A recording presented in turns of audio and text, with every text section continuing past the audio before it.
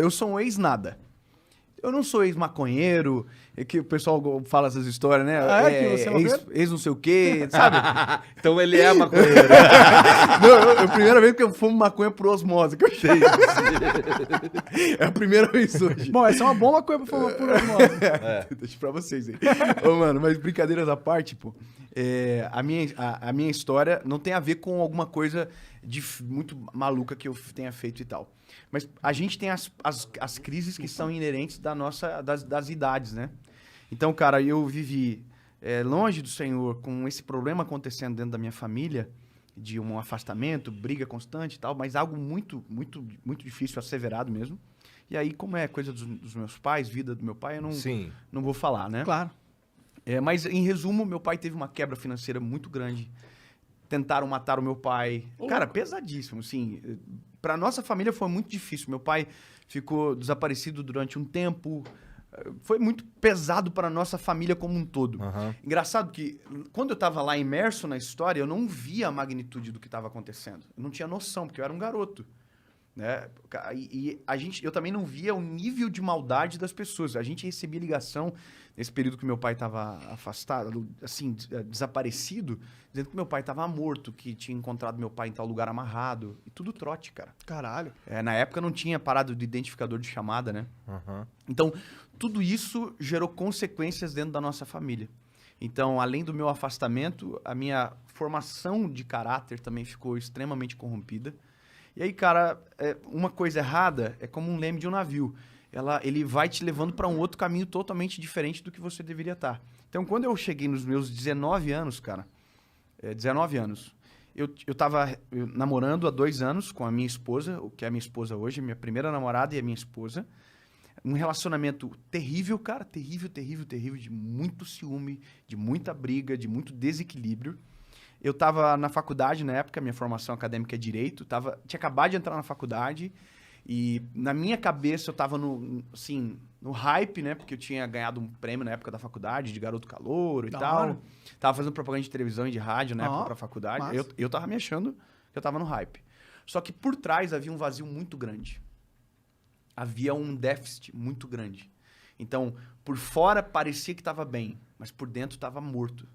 E eu tive essa sensação, essa percepção de realidade, cara, no dia 23 de abril de 2009. Foi uma quinta-feira. Eu me lembro que eu acordei pela manhã, cara, e naquele dia, tudo que poderia acontecer de consequências somadas de uma vez só aconteceu comigo naquele dia.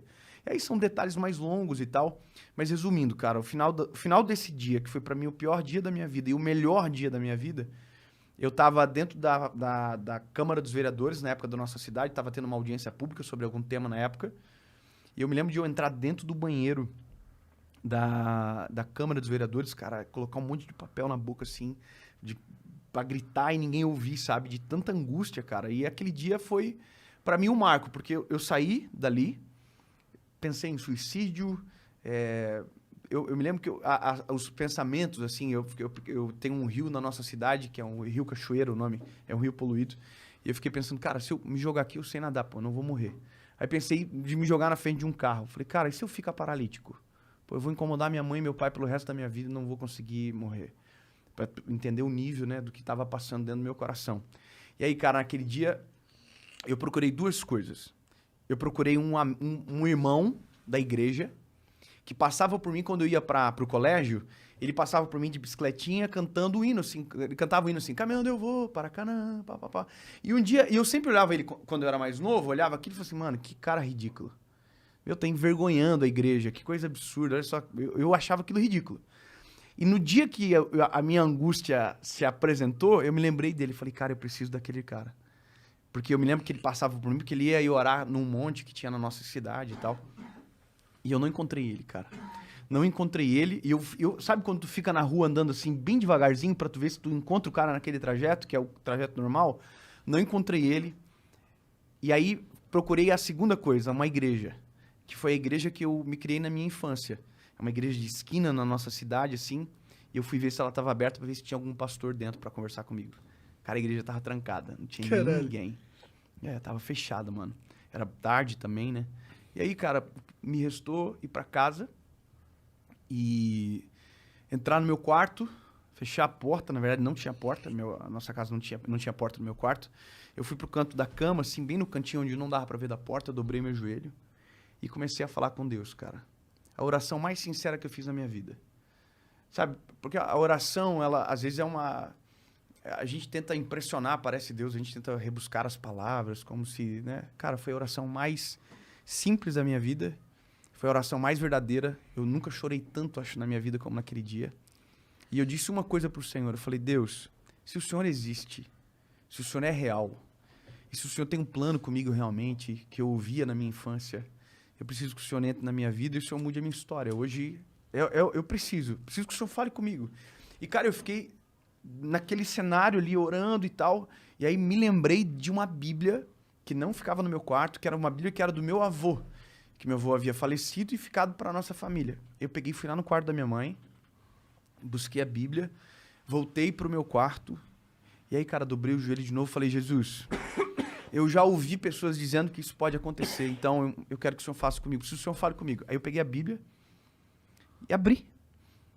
E abri em Salmo 116. Nunca tinha lido, nunca tinha aberto aquele texto, estava assim, ama o Senhor, porque Ele ouviu a minha voz e a minha súplica, porque inclinou para mim os seus ouvidos, porquanto invocá-lo enquanto viver. Cordéis da morte me cercaram, angústias do inferno se apoderaram de mim.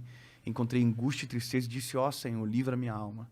Bom é o Senhor, justo Ele é, Ele salva. Cara, era a minha história.